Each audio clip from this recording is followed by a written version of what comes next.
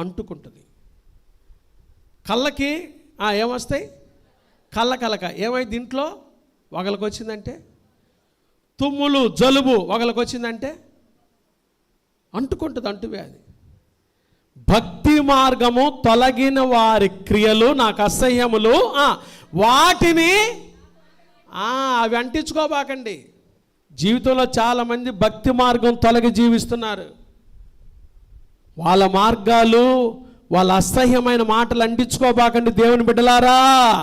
వారి మార్గాల్లో నడిస్తే మనం బ్రతకలేం. మనం దేవుని మార్గములలో నడుచుట కొరకు బ్రతకాలి. హల్లెలూయా. ఆయన మార్గాల్లో నడవటానికి కదా, నీ మార్గములలో నడుచుకొనుటకు నన్ను బ్రతికించయ్యా దావీదు అంటున్నాడు. వ్యర్థమైన మాటని చూడకుండా నా కన్నులు త్రిప్పివేయ్యా. ఈ రోజుల్లో చాలా వ్యర్థమైన వాటిని వచ్చినాయి. ఎక్కడ చూసినా ఎగ్జిబిషన్లు కదండి. మన భక్తి జీవితాన్ని పోగొట్టే మార్గాలు చాలా వచ్చినాయి.